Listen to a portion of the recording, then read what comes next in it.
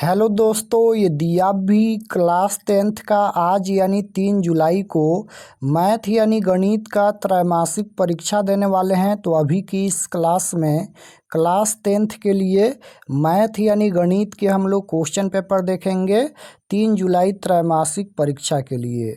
तो आप लोग इस क्लास में अंत तक बने रहिएगा। ये मैथ का क्वेश्चन पेपर है, यहाँ पर देख सकते हो क्लास 10th क्वार्टरली एग्जामिनेशन जुलाई 2026, त्रैमासिक परीक्षा जुलाई 2026। ये क्लास 10th के लिए मैथ यानी गणित का क्वेश्चन पेपर है 3 जुलाई त्रैमासिक परीक्षा के लिए। मैथ का विषय कोड 110 रहेगा और समय मिलेगा 3 घंटा 15 मिनट का। पूर्णांक 80 रहेगा। 80 नंबर का त्रैमासिक परीक्षा होने वाला है। तो सबसे पहले पेपर में खंड अ मिलेगा। खंड अ यानी सेक्शन ए। सेक्शन ए में आपसे ऑब्जेक्टिव टाइप क्वेश्चन पूछा जाएगा। 1 से लेकर 70 तक ऑब्जेक्टिव क्वेश्चन पूछा जाएगा। इनमें से किन्हीं 40 प्रश्नों के उत्तर देना है परीक्षा में। तो आइए पहला नंबर क्वेश्चन देखते हैं। फर्स्ट क्वेश्चन यहाँ पर पूछा गया है। पहला नंबर क्वेश्चन देखिएगा, यहाँ पर है कि किन्हीं दो धनात्मक पूर्णांकों ए और बी के लिए अद्वितीय पूर्ण संख्याएं क्यू तथा आर हैं, जिससे कि ए बराबर बी क्यू प्लस आर। तो क्वेश्चन नंबर 1 का right answer option number B हो जाएगा। फर्स्ट क्वेश्चन का राइट आंसर बी हो जाएगा। क्वेश्चन नंबर 2 यहाँ पर पूछा गया है कि 714 का अभाज्य गुणनखंड है। तो 714 का अभाज्य गुणनखंड करना है तो राइट आंसर हो जाएगा 2 गुना 3 गुना 11 गुना 13। ऑप्शन नंबर बी में दिया गया है, राइट आंसर बी हो जाएगा। क्वेश्चन नंबर 3 यहाँ पर पूछा गया है, यदि दो संख्याओं का लॉसा तथा मसा क्रमशः 72 तथा 6 हो तो उन दो संख्याओं का गुणनफल। तो right answer option number A हो जाएगा 432। क्वेश्चन नंबर 4 यहाँ पर पूछा गया है कि यदि दो संख्याओं का गुणनफल तथा मसा क्रमशः दिया गया है तो उसका लॉसा क्या होगा। लॉसा पूछा गया है तो 4 का राइट आंसर हो जाएगा 182। Option number A right answer. Question number 5 यहाँ पर पूछा गया है। 5 नंबर क्वेश्चन है कि एक परिमेय संख्या का व्यापक रूप p बटा क्यू है जहाँ। तो क्वेश्चन नंबर 5 का right answer option number C हो जाएगा, क्यू बराबर नहीं है 0। Option number C right answer होगा। क्वेश्चन नंबर 6 यहाँ पर पूछा गया है कि अपरिमेय संख्या का उदाहरण है। कौन यहाँ पर अपरिमेय संख्या है। तो अपरिमेय संख्या पूछा गया है तो 624 एक अपरिमेय संख्या है। Right answer option number D हो जाएगा। क्वेश्चन नंबर 7 यहाँ पर पूछा गया है कि निम्नलिखित में कौन सरलतम रूप में है। तो कौन यहाँ पर सरलतम रूप में है। तो 7 का राइट आंसर हो जाएगा 5/24। Option number C right answer. Question number 8 यहाँ पर पूछा गया है कि 5005 बराबर यानी इसका गुणनखंड पूछा गया है। तो इसका गुणनखंड यहाँ पर 5 गुना 7 गुना 11 गुना 13 आएगा। ऑप्शन नंबर डी में दिया गया है, right answer option number D हो जाएगा। 9 नंबर क्वेश्चन है कि पाई किस प्रकार की संख्या है। तो पाई किस प्रकार की संख्या है। तो पाई एक अपरिमेय संख्या है। Right answer option number B हो जाएगा। पाई किस प्रकार की संख्या है। तो पाई एक अपरिमेय संख्या है। क्वेश्चन नंबर 10 यहाँ पर पूछा गया है कि निम्नलिखित में कौन सी युग्म संख्याएं असहभाज्य हैं। तो राइट आंसर 10 नंबर का ऑप्शन नंबर डी हो जाएगा, 42 और 55।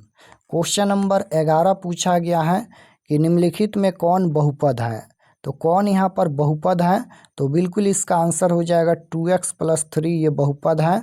Option number C right answer.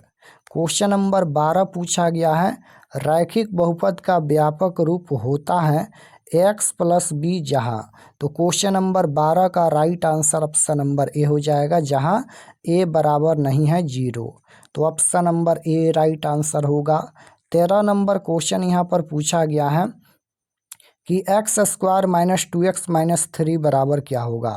यानी इसका गुणनखंड पूछा गया है तो इसका फैक्टर करेंगे तो इसका आंसर आएगा x - 1 और x + 3। Right answer option number B हो जाएगा।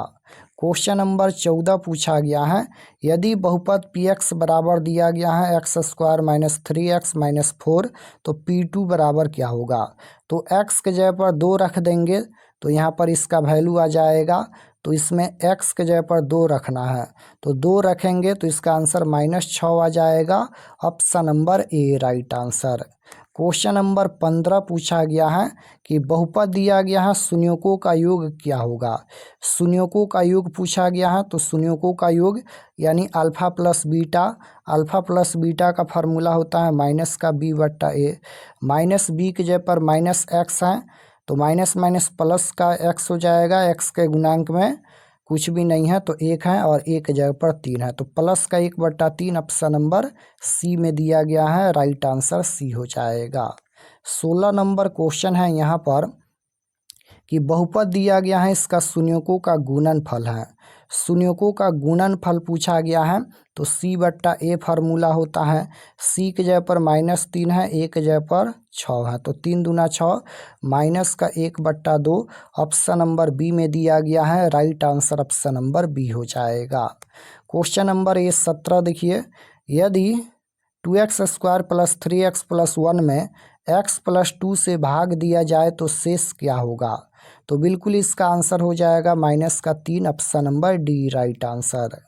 क्वेश्चन नंबर 18 पूछा गया है कि बहुपद दिया गया है, इसका शून्यक पूछा गया है तो इसका शून्यक निकालेंगे तो 3/2 और -1/3 आएगा। ऑप्शन नंबर ए में दिया गया है। Right answer option number A हो जाएगा। 19 नंबर क्वेश्चन है यहाँ पर कि यदि बहुपद 3x square minus 8x plus के एक शून्यक दूसरे के व्युत्क्रम हो तो के का मान क्या होगा। तो 19 का राइट आंसर 3 हो जाएगा। Option number D. Question number 20 यहाँ पर पूछा गया है, यदि अल्फा बीटा बहुपद x स्क्वायर माइनस का 5x और प्लस का 4 के शून्यक हो तो 1/α प्लस 1/बीटा का मान क्या होगा। तो इसका आंसर हो जाएगा 5/4 यानी इसका फार्मूला होता है -b/c तो माइनस माइनस प्लस हो जाएगा। 5/b के जगह पर 5 है और यहाँ पर c के जगह पर 4 है तो 5/4 option number B right answer. Question number 21 देखिए, युगपत रैखिक समीकरण दिया गया है, अद्वितीय हल है यदि। अद्वितीय हल कब होता है तो जब a1/a2 बराबर, अद्वितीय हल का मतलब एक हल होता है तो जब a1/a2 बराबर नहीं होता है b1/b2 तब यहाँ पर अद्वितीय हल यानी एक हल होता है तो right answer option number B हो जाएगा। और जब तीनों बराबर होता है तो ये अपरिमित रूप से अनेक हल होता है। क्वेश्चन नंबर 22 पूछा गया है, यदि समीकरण y बराबर में -4 है तो x का मान क्या होगा। तो इसमें y के जगह पर -4 रख दीजिएगा तो x का मान आएगा 31। राइट आंसर डी हो जाएगा 31।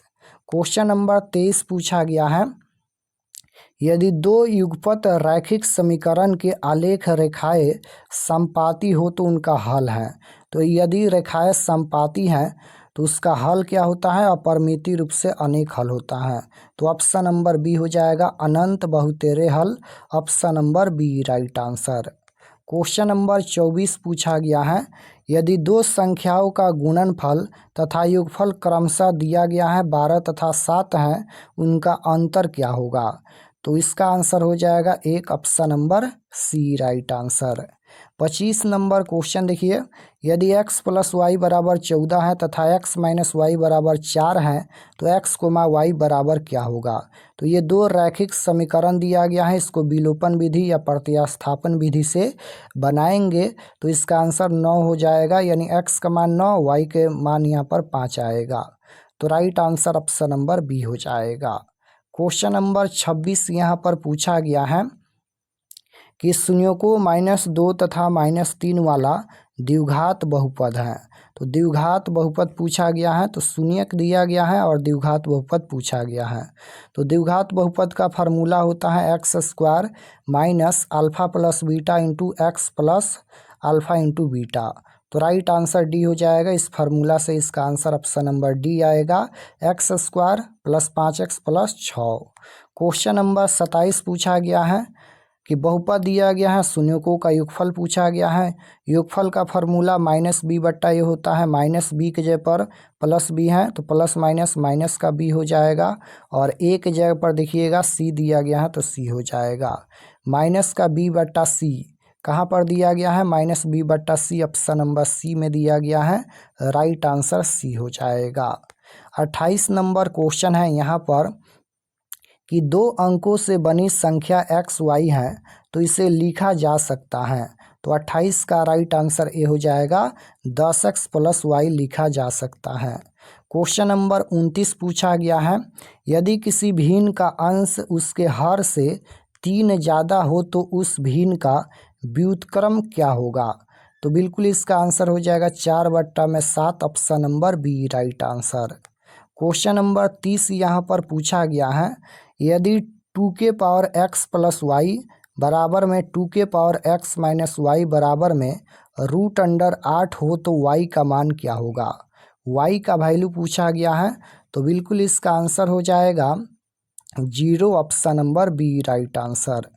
31 नंबर क्वेश्चन यहाँ पर पूछा गया है कि द्विघात समीकरण दिया गया है, इसका विवेचक पूछा गया है। विवेचक का फार्मूला होता है d बराबर में b² - 4ac।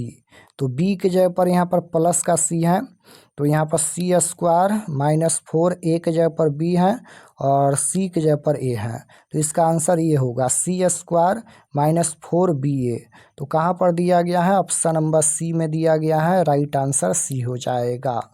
क्वेश्चन नंबर 32 यहाँ पर पूछा गया है कि द्विघात समीकरण का विवेचक है। तो विवेचक का फार्मूला अभी हम बताए हैं कि d बराबर b² - 4ac होता है, तो उसी फार्मूला से इसका आंसर आएगा -7। राइट आंसर बी हो जाएगा।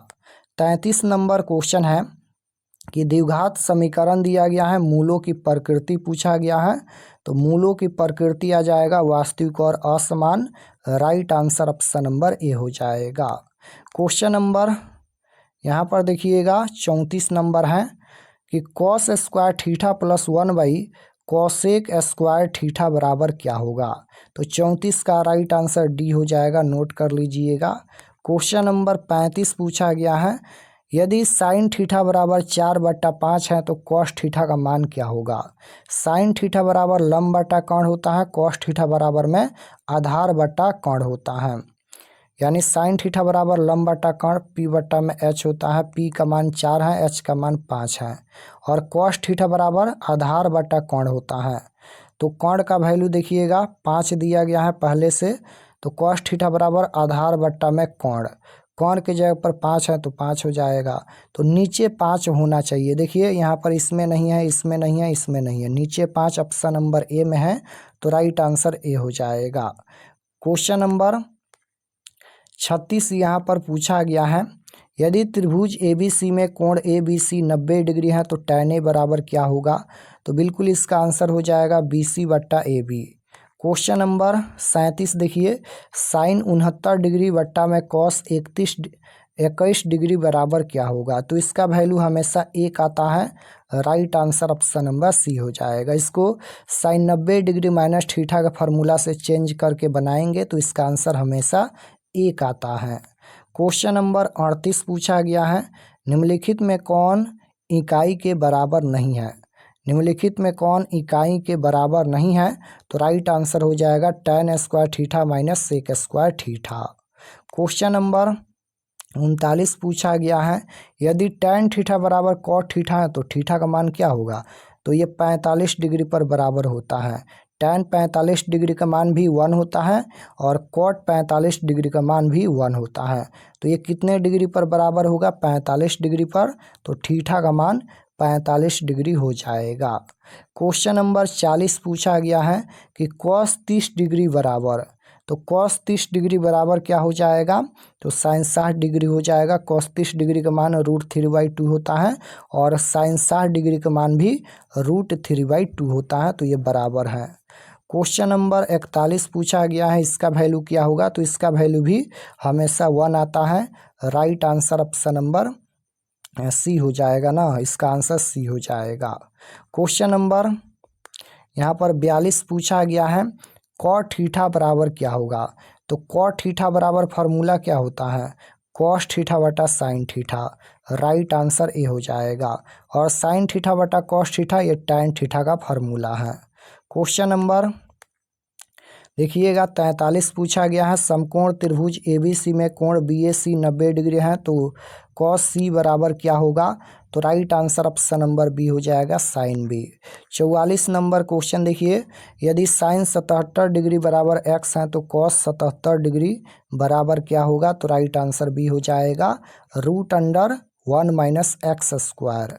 45 नंबर क्वेश्चन देखिए, इसका वैल्यू पूछा गया है, तो इसका आंसर आ जाएगा 2, option number C right answer. तो 40 प्रश्नों का ही उत्तर देना है परीक्षा में। 45 क्वेश्चन हम बता दिए हैं, 40 प्रश्न आप लोग बना लीजिएगा। और अगर आप लोग चैनल पर नए होंगे तो चैनल को ज़रूर सब्सक्राइब कर लेना, ताकि आने वाले नेक्स्ट क्लास आपके पास ज़रूर पहुँचे। और चलिए हम आपको बताते हैं कि ऑब्जेक्टिव सब्जेक्टिव PDF कहाँ से डाउनलोड कर सकते हैं। तो objective subjective question answer PDF download करने के लिए गूगल पर चले आना है और आपको सर्च करना है RK expert study. RK expert study आपको गूगल में सर्च करना है। तो जैसे ही गूगल पर सर्च करेंगे RK एक्सपर्ट स्टडी, तो आपके सामने इस प्रकार से फर्स्ट पेज आएगा। यहाँ पर देखिए RK एक्सपर्ट स्टडी है, इस पर आपको क्लिक करना है, या फिर नीचे आएंगे तो RK एक्सपर्ट क्लासेस मिलेगा। यहाँ पर देखिएगा RK एक्सपर्ट क्लासेस हैं, इस पर भी क्लिक करके आप लोग ऑब्जेक्टिव सब्जेक्टिव देख सकते हैं। तो RK एक्सपर्ट क्लासेस हैं, इस पर आपको क्लिक करके देखना है, या फिर RK एक्सपर्ट स्टडी है, फर्स्ट पेज आएगा, यहाँ पर देखिए इस पर क्लिक करना है। दोनों पर देख लीजिएगा। क्लिक करने के बाद यहाँ पर क्लास 10th के सेक्शन में आएंगे तो सभी सब्जेक्ट का क्वेश्चन पेपर मिल जाएगा। तो जैसे मैथ का देखना है तो इस पर क्लिक कीजिए, इंग्लिश का देखना है तो इस पर क्लिक कीजिए। क्लिक करने के बाद यहाँ पर सब्जेक्ट देखिएगा, ये मैथ का पेज खुला है और एग्ज़ाम डेट 3 जुलाई को होने वाला है। और व्हाट्सएप चैनल ज़रूर ज्वाइन कर लीजिएगा इस पर क्लिक करके। और ये सभी परीक्षा से संबंधित जानकारी हैं, आप लोग इसे पढ़ लीजिएगा। और पढ़ने के बाद यहाँ पर मिलेगा ऑब्जेक्टिव आंसर की। ऑब्जेक्टिव का आंसर अभी अपडेट हो जाएगा, तो ऑब्जेक्टिव यहाँ से देख लीजिएगा। और सब्जेक्टिव का PDF डाउनलोड पर क्लिक करके PDF डाउनलोड कर सकते हैं।